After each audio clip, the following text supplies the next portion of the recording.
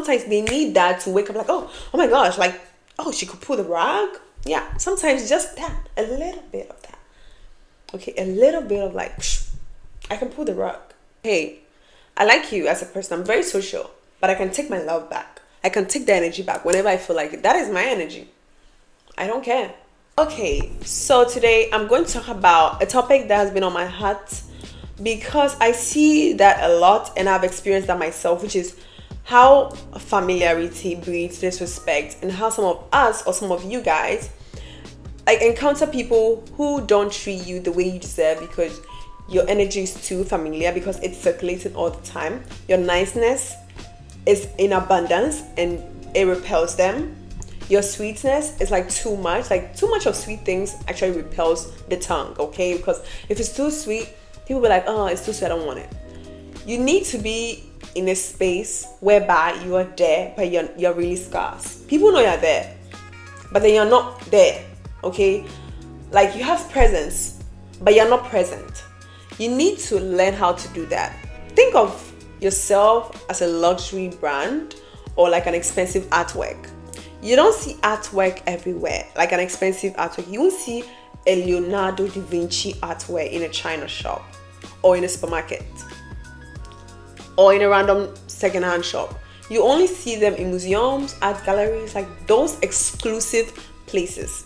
It's not everywhere. People pay to look, not to have it. In order to have it, you pay a different price, which is very expensive.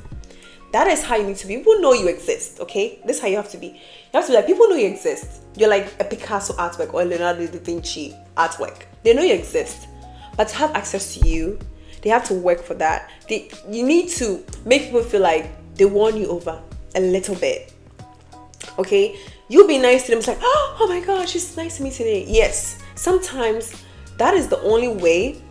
Unfortunately, we live in a world that you have to learn how to be a bit dark psychology. You need to learn psychology a little bit.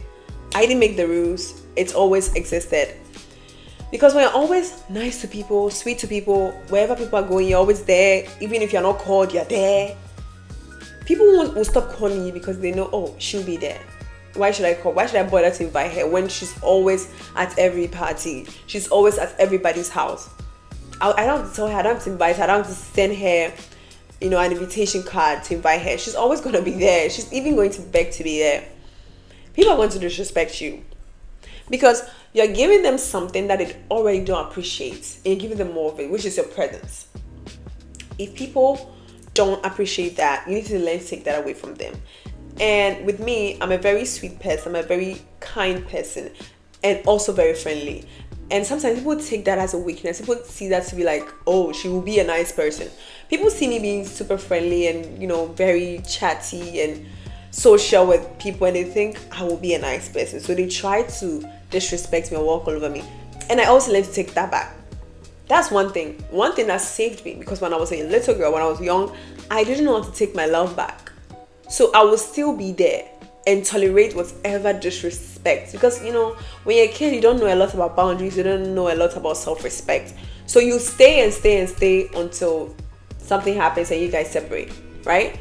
So I didn't know that you could take your love back. I thought when you give someone your love, that's it. When I grew up, and I was like, oh, you know what? The pain or the guilt of me walking away from someone who doesn't respect me, and the pain of staying and being disrespected, when I weighed the two, I was like, I'd rather be guilty for walking away. I'd rather have anxiety separation than have a disrespectful situation. I'll pick that. I'll pick the other one. I'll pick the guilt, the anxiety of me separating from you. I don't care how long we've known each other.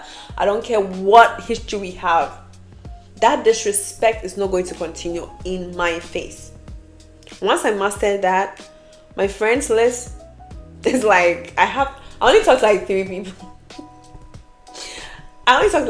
Listen, I've cried a lot. I've lost a lot of friends and family members even, which I never knew me stepping into that exclusivity was going to this is what's going to take. I didn't know. Nobody told me it's going to take this. I thought they were joking. But the moment I stepped into that, I'm going to be exclusive. I'm not going to be circulated. I'm going to be like a Hermes bag, okay? Because when you see someone holding a Hermes bag, you automatically think, oh, they must be successful. They must have something going on for them.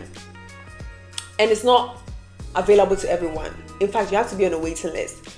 I was like, you know what? That's how I'm going to treat myself. If I'm going to be in everybody's face, then it has to make sense, right? It has to make sense. And it doesn't have to be frequently. Not because I'm trying to be or trying to feel better than anyone. That's not even the point. I'm just trying to preserve my own dignity. I'm just trying to preserve myself. And that means cutting off a lot of people who are very disrespectful.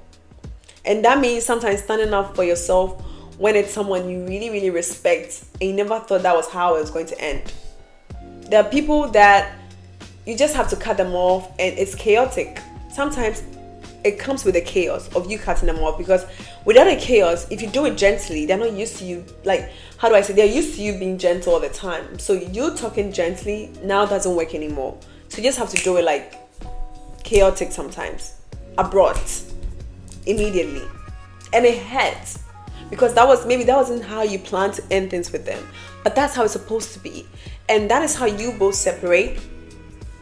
And then they now learn to see you in a different light. Like, they try to see a different version of you. Like, wow, I took her for granted. I thought she was always going to be this one face person, like always nice, and all of a sudden they showed me a different side. Look at them, like, they're changed. They respect themselves now. They don't even try to, fight for this relation back. Like, they really, really mean what they say.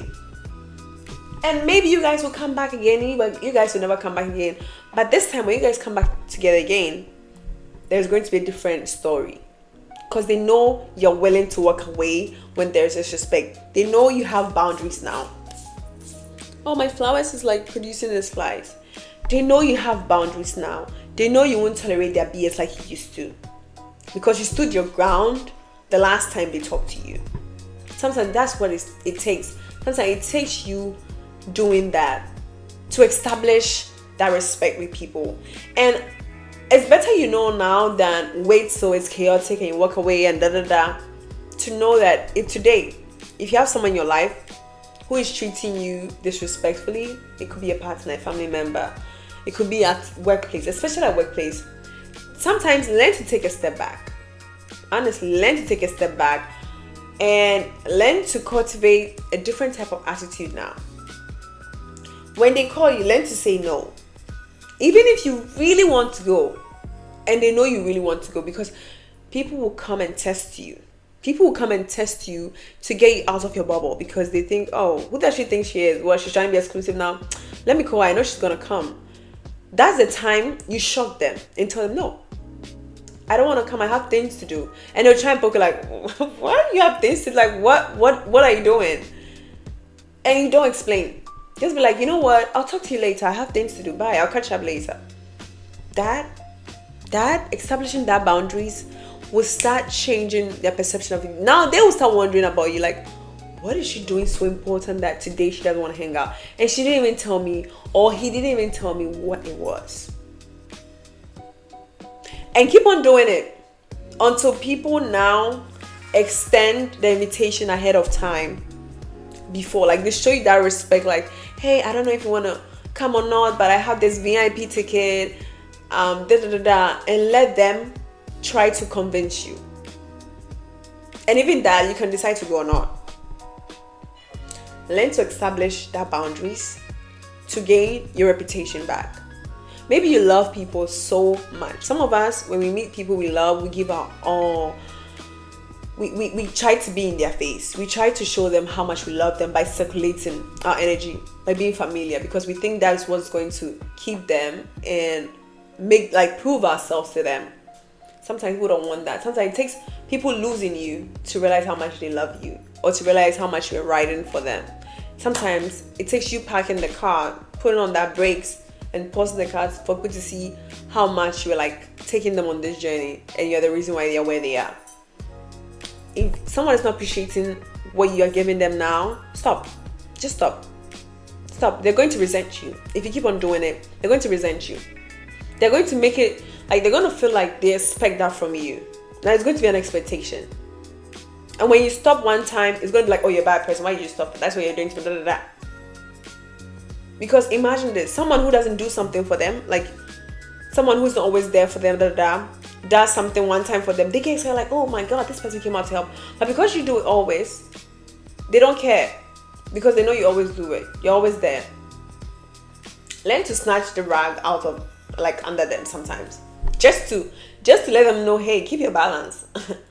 I am nice, I'm kind, but I'm not going to let you walk all over me. Sometimes they need that to wake up like, oh my gosh, like, oh, she could pull the rug. Yeah, sometimes just that, a little bit of that. Okay, a little bit of like, I can pull the rug. Just to keep people in check. I remember there was this girl that I used to talk to at the gym. I was super friendly with her. Like, oh, she was a friend of a friend, so she was a mutual friend. And I really liked her because she was very disciplined, she was very consistent. So I kind of felt like, oh, we have the same vibe. And at one time, I saw her in a supermarket, we were on an escalator. She was coming out of the shop and I was going inside. As soon as we had eye contact, she turned. Meaning she doesn't want to like socialize today. And I was like, okay. I walked by, she walked by. Cool. This is the opportunity I had to show her that, hey, I've just been a nice person. I'm not trying to be like an ass kisser, okay? I'm not an ass kisser. I'm not the type that you ignore and come and talk to me when you feel like it. I'm just being nice to you. So the next time I went to the gym, I saw her. I didn't say anything. I walked by. Because mostly when I see her, I say, hi, hello, how are you? Like, what do you have going on today? And then we'll talk chit chat about it. But that day, different. I just walked in, saw her, walked right past her, did my cardio, went back to do my workout. She kept turning her head to see if this is real, because I've never ignored her before. I did. I looked over her head to talk to other people. I ignored her. That was me trying to show her that, hey, I like you as a person. I'm very social, but I can take my love back. I can take the energy back whenever I feel like it. That is my energy. I don't care. And since then, now she calls me when she sees me. Because that day at the gym, I talked to someone over her head and I didn't even bother. And she came out to me like, hey, what do you have going on? I was like, oh, I'm doing this and that. And since then, whenever I'm working out, she comes up to me, she's like, hey, now she's friendlier than I was. I'm like, okay. What were you thinking? That I didn't have boundaries?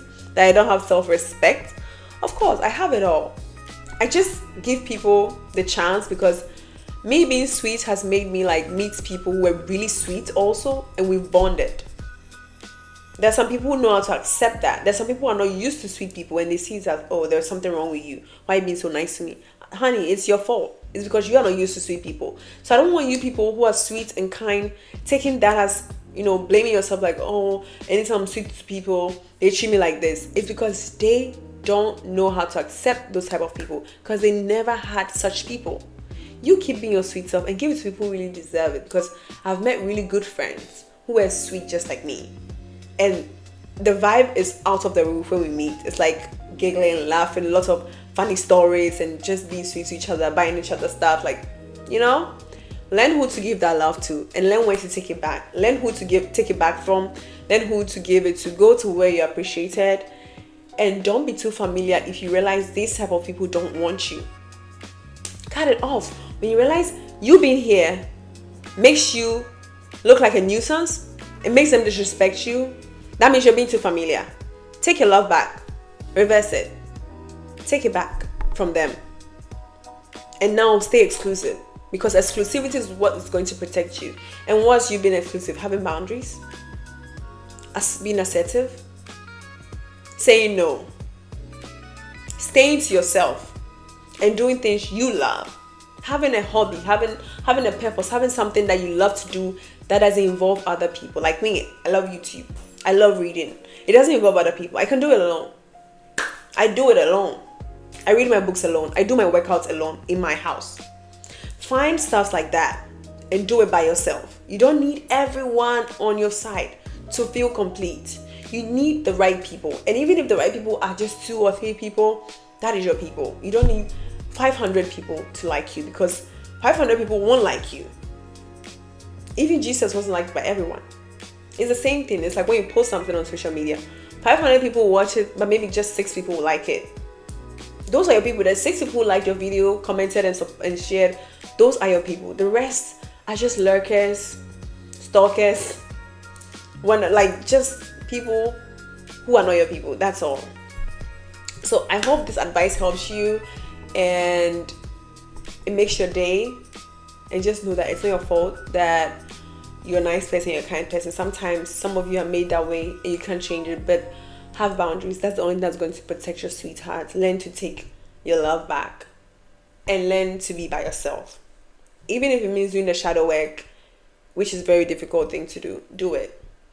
And I hope you see it as the best version of yourself. I love you so much. Thank you for watching. I hope you come back next time to watch more videos and check out more videos of mine also. Bye.